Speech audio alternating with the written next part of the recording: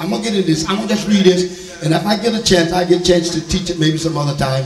But the Bible said here in the book of Corinthians,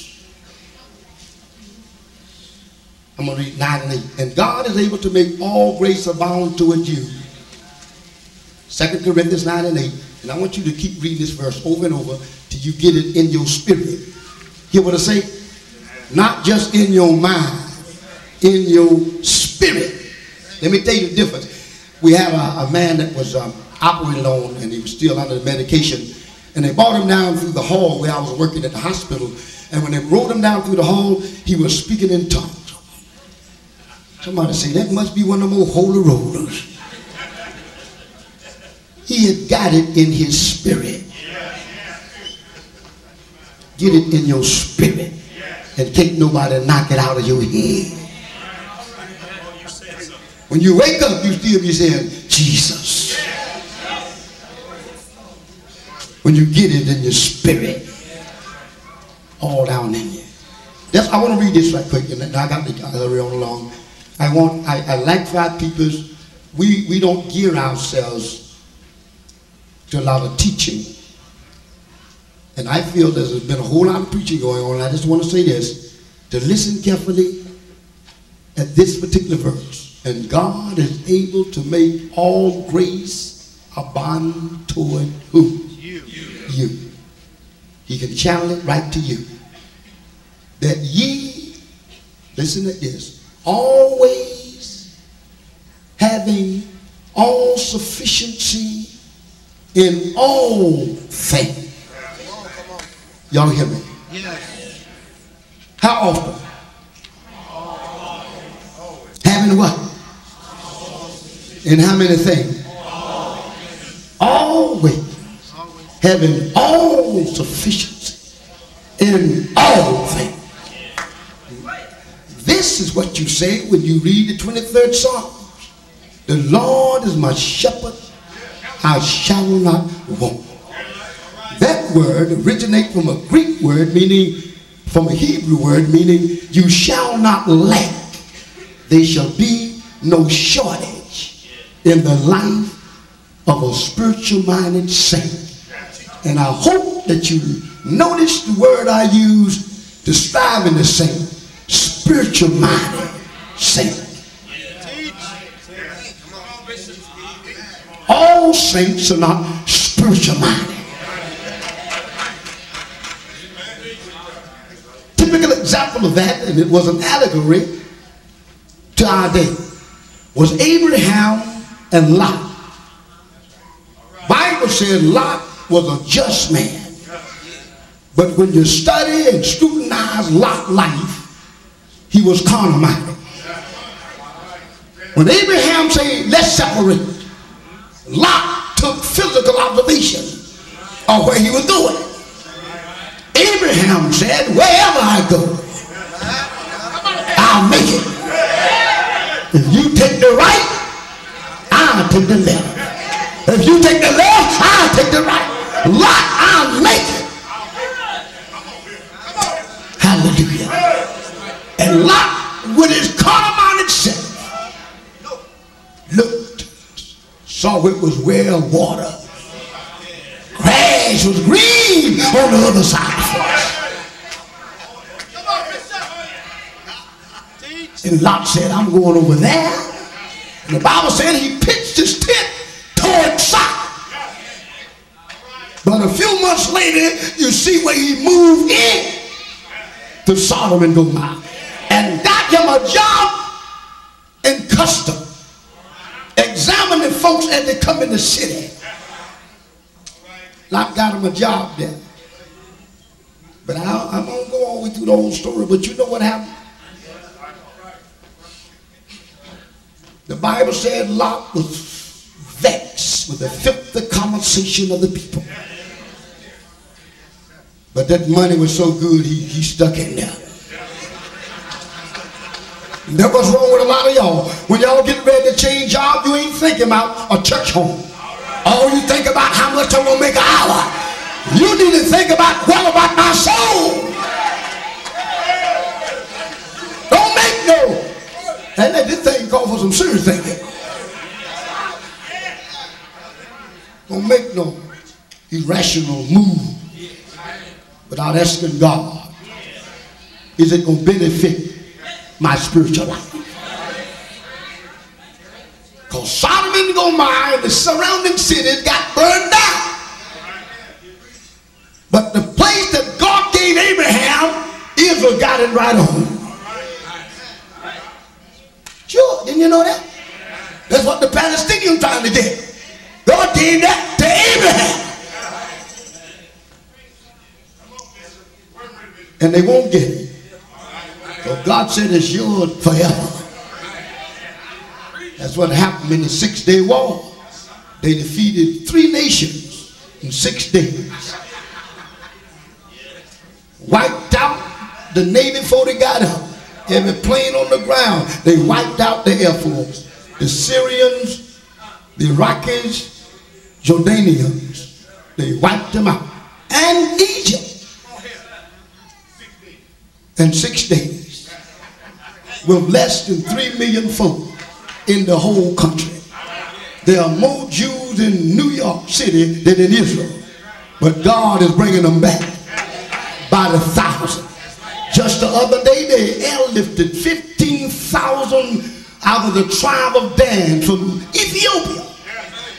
In 24 hours, God said, I'll do a quick work. And we sitting here waiting and God doing a quick work. This year, 200,000 supposed to come out of Russia. And they haven't allowed but just a few thousand at a time. But this year, 200,000 Jews supposed to come out of Russia and settle in Israel. God getting them back. And we still around here wondering what's going on. But I tell you what I'm doing. Songwriter said, I'm packing up. Getting ready to go.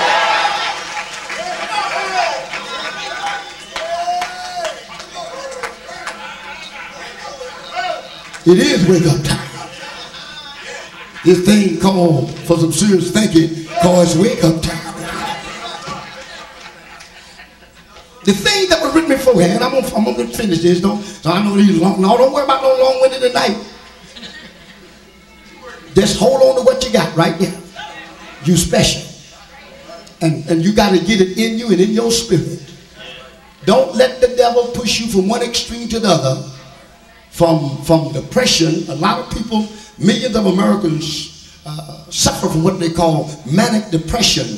Sometimes you hear it referred to as bipolar, which has a meaning from one extreme to the other, from the North Pole to the South Pole. A lot of saints go through that. One day they loving you and kissing you, and the next day they pass by and don't even speak.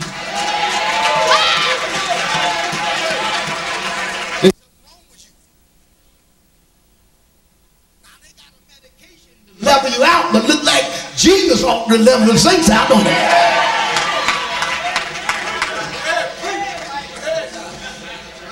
So just this verse where I'm coming that gives me a general perspective of which way I'm going, and you won't have to hold me to one thing. The thing that was written beforehand was written for our learning. 15:4 of the book of Romans. I just want to deal with some of the highlights, because like I say, I thank God for the brothers preaching the topical subject sermons. But I wanted to think everything that's recorded in this word was written for the benefit of the saints of God. Everything was to help us out. The Lord loved us. And he went to the farthest extent to make sure we had what we needed to make it in times like these. If you allow me to read this right quick, for whatsoever things were written beforehand was written for our learning. It was written to educate us. Whatever is written in the Bible was written to educate the saints. You got to remember that when God educates you, you're educated. Sometimes I'm surprised when I counsel folks that got doctor's degree and the simple things of life. People don't understand. Simple things that when you get married, your interest, you'll no longer be concentrated just on yourself. It's for your husband. Bible said the husband seeks the things to please the wife, and the wife seeks the things to please the husband. See, you can't sit around and look like a wax doll all day when you get married.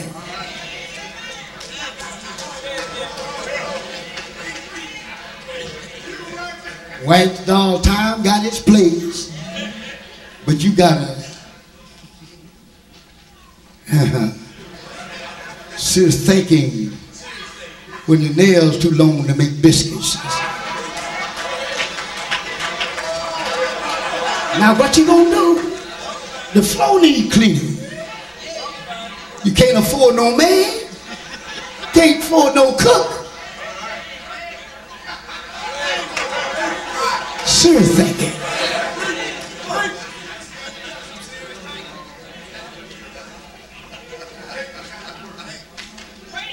As Bishop Harrington said, we need help.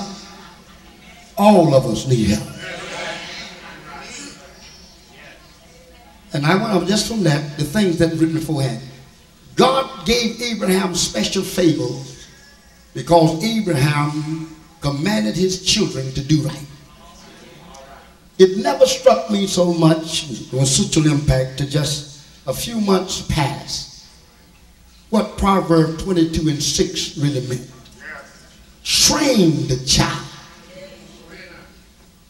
Train them.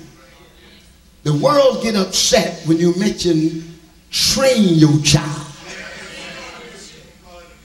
Yes. You have to be trained to be a lawyer. Got to be trained to be a doctor. So the Lord say, train. Let me tell you, we don't want to face it, but our culture sometimes puts us in a predicament that our spiritual life is impeded. We can't make spiritual progress because what mom and daddy have brought back from generations. You know, such thing as when they send you to school, don't you give nobody none of your lunch.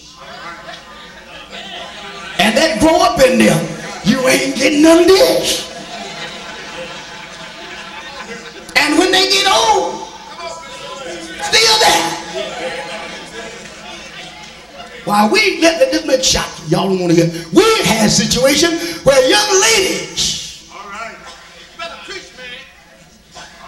All right, brace yourself. Didn't know what they were going to do when they got married.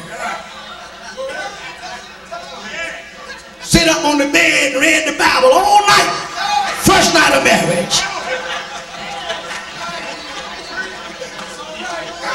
Gotta give up something. Turn loose something. I know folks like that. Ain't no you can be ashamed. Then when you run him out, oh God, pray for mother. I don't know, tell it like it is.